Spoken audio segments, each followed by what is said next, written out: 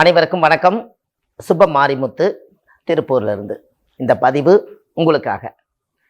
இன்னைக்கு உங்களுக்கு ஒரு அற்புதமான ஒரு சூட்சமத்தை இன்னைக்கு நான் உங்களுக்கு சொல்ல போகிறேன்.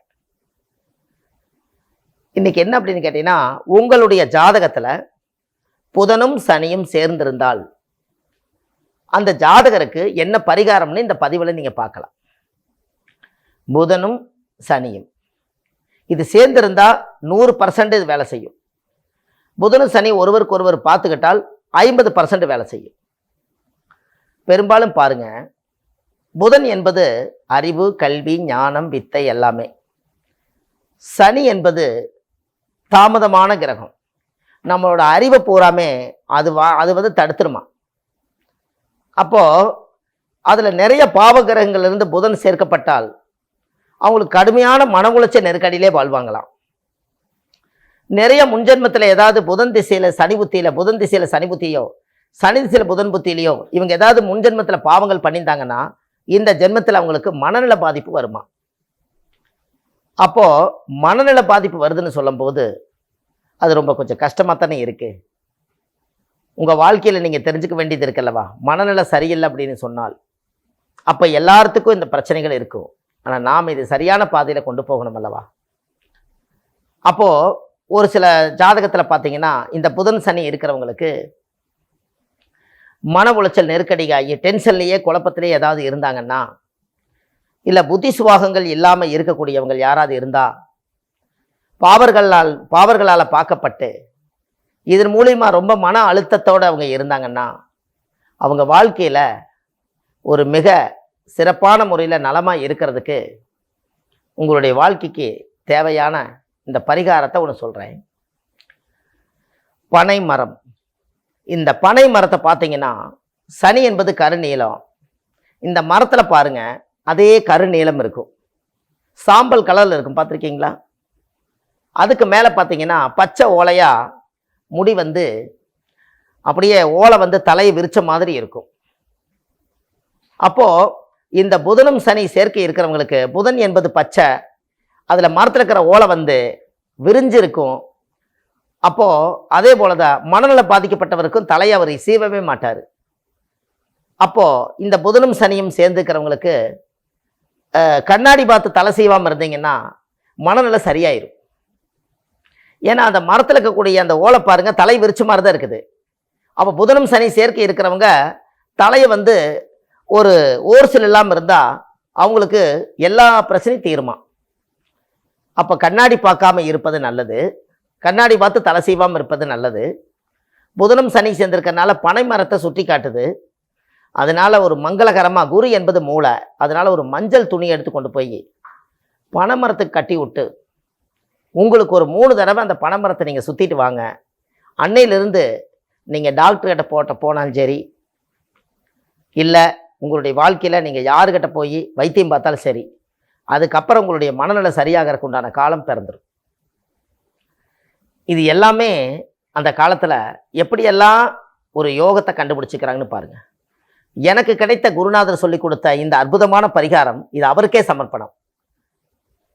இருந்தாலும் இந்த ஒரு யோகத்தில் வச்சு பார்க்கும்போது தெய்வத்தினுடைய அனுகிரகங்களில் எல்லா ஆசீர்வாதம் இருந்தால் மட்டும்தான் ஒரு ஜோதிடத்தில் ஒரு ஞானத்தை கண்டுபிடிச்சி, ஒரு ஞானத்தில் இருந்து ஒரு விஷயத்தை கண்டுபிடிச்சி இந்த மக்களுக்கு நம்ம சமர்ப்பணம் பண்ண முடியும். அது பாருங்கள் எங்கே போய் கனெக்டிட் ஆகுது பாருங்கள். சனி என்பது பனை மரம், புதன் என்பது தலை விரிச்ச ஓலை. அங்கே புதனும் சனி சேர்ந்தா தலை விரிச்ச மாதிரி இருக்கணும், தலை சீவக்கூடாதுங்கிற அளவுக்கு ஒரு அறிவு ஆராய்ச்சி இருக்குதுன்னு சொன்னால் அது எவ்வளோ பெரிய அற்புதமான விஷயம் அது. இது எல்லாமே உங்களுக்கு ஜாதகத்தில் அந்த சேர்க்கை இருக்கிறவங்க மட்டும் அந்த பனைமரத்தோரத்தில் ஒரு நாள் சாஞ்சு உட்காந்து பாருங்கள், உங்களுடைய மனசு ஒரு நிலையாகும். பனைமர ஓலையில் விசிறி செஞ்சு நீங்கள் வீசுங்க, உங்கள் வாழ்க்கையில் ஒரு சிறப்படையும். அந்த காலத்தில் பார்த்துருக்கீங்களா, பனை ஓலையில் தடுக்கு செஞ்சு பாய்க்கு பதிலாக தடுக்கு கொடுப்பாங்க யாராவது உரமுறைக்கு வந்தால். அதில் பனம் கருப்பட்டி காப்பி வச்சு சாப்பிட்டு பாருங்கள், உங்கள் மனநல சரியாயிரும். சுக்கு மிளகு கருப்பட்டின்னு அந்த காலத்தில் சொல்லுவாங்க, அது வாங்கி சரி பண்ணி அது சரியாயிரும். எல்லாமே பனைமரத்துலேருந்து எடுக்கப்பட்ட பொருள்கள் தான். பனம் தெளிவு, அதுக்கு பேரே என்ன, தெளிவு. தெளிவு வாங்கி குடிச்சிருக்கீங்க இல்லையா, ஓலையில் ஒரு டம்ளர் ஊற்றுவாங்க, நீங்கள் குடிச்சிருப்பீங்க. அப்போ அந்த தெளிவுன்னு ஏன் பேர் வச்சாங்க? அந்த சுண்ணாம்புல இருந்து போடாம அந்த சொட்டு சொட்டா இருந்து ஒரு தெளிவானதுனால அதுக்கு தெளிவுன்னு பேர் இல்லைங்களா? காலப்போக்கில் அது தெளிவு. அப்போ உங்க மனசு தெளிவாகுமா தெளிவாகாதா? இதெல்லாமே முன்னோர்கள் கண்டுபிடிச்சு பனைமரத்தை உருவாக்கி இது உங்களுக்காகத்தானே சமர்ப்பணம் பண்ணி வச்சிருக்காங்க. இதுலேயும் ஒரு கிரக நிலை யாருக்கு கெடுதோ அவங்களுக்கும் இந்த பதிவுகள் பொருந்துட்டுங்கிறதுக்காகத்தான் உங்கள் வாழ்க்கையில் இதெல்லாம் நீங்கள் தெரிஞ்சுக்கணுங்கிறதுக்காக இந்த பரிகாரம். அதே போல் குச்சனூர் சனி பகவான் கோயிலுக்கு ஒரு முறை போயிட்டு, திருவெண்காடு புதன் பகவான் கோயிலுக்கு ஒரு முறை போயிட்டு வாங்க. ஏன்னா குச்சனூர் சனீஸ்வரனும் புதன் பகவானும் சனியும் புதனும் சேர்க்கை இருக்கிறவங்க வருஷத்தில் இந்த ரெண்டு கோயிலுக்கு ஒவ்வொரு தடவை போயிட்டு வாங்க. அந்த உடம்புல இருந்து உக்கரம் குறைய ஆரம்பிச்சிடும், அந்த பிரச்சனைகள் எல்லாம் தீர ஆரம்பிச்சிடும். உங்கள் வாழ்க்கையில் ஒரு மிகப்பெரிய மாற்றத்துக்கு நீங்கள் வந்துடுவீங்க. இது எல்லாமே உங்களுடைய ஜாதகத்தில் உங்களுக்கு கிடைச்ச இது பொக்கிஷமே. அப்போ தெய்வத்தினுடைய அனுகிரகங்கள் உங்கள் வாழ்க்கையில் எங்கே இல்லாமல் போச்சு? நாம் தேடல் ஒரு சரியாக இருந்தால் எல்லாமே சரியாகும். அப்போ ஒரு ஜாதகத்தில் தீர்க்க முடியாத ஏதாவது பிரச்சனைகள் இருக்கான்னு சொல்லுங்க பார்க்கலாம். நம்மளுக்கு அந்த காலத்தில் முன்னோர்கள் யூகிச்சு ஒவ்வொரு விஷயத்தையும் ஒன்னொன்னே ஆணித்தனமாக சொல்லி வச்சுட்டு போயிருக்காங்க. நம்மளோட ஆராய்ச்சி சரியாக இருந்தால் மட்டுமே அது உங்களுடைய வாழ்க்கையில் ஒரு பெரிய சாதனைக்கு கொண்டு போய் சேரும். இது எல்லாமே உங்களோட மன வாழ்க்கையில் ஒரு மனநல சரியில்லைன்னா உங்களுக்கு ஒன்று தெரியுமா? அந்த காலத்தில் பனை ஓலையில் விசிறி செஞ்சு அப்படியே சாவகாசமாக படுத்துட்டு அப்படியே விசிறி வீசுவாங்க. ராஜாவுக்கு வெஞ்சாமரம் வீசின மாதிரி வீசுவாங்க. அந்த அவர் கையில் இருக்கிற விசிறியை ஆரோக்கியமாக அவருடைய உடம்பு கலவாக அது வீசுவார். அப்படியே அவர் அறியாமையே கண்ணு சொக்கி தூங்குவார். அப்போது இந்த மனநிலை சரியில்லாமல் இருக்கிறவங்களுக்கு கூட ஒரு ரிலாக்ஸ் மைண்டு, பனை ஓலையில் இருக்கக்கூடிய ஒரு சக்தி, அந்த விசிறி அப்படியே தெய்வத்தை பாட வச்சு தூங்க வச்ச மாதிரி இருக்கா இல்லையா? இந்த காலத்தில் கொஞ்சம் மறந்துருக்கலாம், இல்லாட்டி ஞாபகம் வராமல் இருக்கலாம். ஆனால் கண்டிப்பாக மனநிலை சரியில்லாமல் இருக்கிறவங்கள பனை ஓலையை வாங்கிட்டு அதில் கொஞ்ச நேரம் உட்கார வச்சு அவங்கள கொஞ்ச நேரம் அங்கே தூங்க வச்சு அங்கே நேரம் கொஞ்சம் விசிறியெல்லாம் கொடுத்து பண்ணிங்கன்னா கண்டிப்பாக உங்களுடைய மனநிலை சரியாகும். சனினா நரம்பு.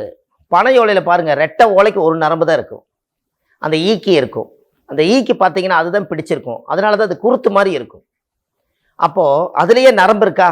புதனா நரம்பா? அப்போ பச்சை ஓலைங்கிறது புதனா? அப்போ புதன் நரம்பா வருது, வேலை செய்தா இல்லையா? இது எல்லாமே அந்த காலத்தில் பெரிய ஒரு அற்புதமான ஒரு சூட்சமங்கள். இதெல்லாம் உங்கள் வாழ்க்கையில் இனிமேலாவது ஒரு பெரிய லெவலில் இந்த மனநிலை சரியில்லாமல் இருக்கிறவங்களும் மனசு ரொம்ப பாதிக்கப்பட்டவங்களும் பனை ஓலையில் ஒரு விசிறி செஞ்சு நீங்கள் வீசாட்டிங் கூட பரவாயில்ல, சும்மா ஒரு இடத்துல நீங்கள் உங்கள் வீட்டில் கட்டி விடுங்க, அது எவ்வளோ வேலை செய்யுதுன்னு பாரு. அப்போ இந்த அளவுக்கு அந்த காலத்தில் எவ்வளோ ஒரு அற்புதமான ஒரு விஷயத்தை உங்களுக்கு முன்னோர்கள் சொல்லி வச்சுக்கிறாங்கன்னு பாருங்க.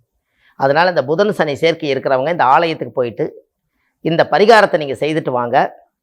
வாழ்க்கையில் நீங்கள் மிகப்பெரிய ஆளாக வருவீங்க என்று சொல்லி, வாழ்வது ஒரு முறை வாழ்த்தட்டும் தலைமுறை என்று சொல்லி, சுப மாரிமுத்து திருப்பூரிலிருந்து அடுத்த பதிவில் உங்களை சந்திக்கிறேன். நன்றி, வணக்கம்.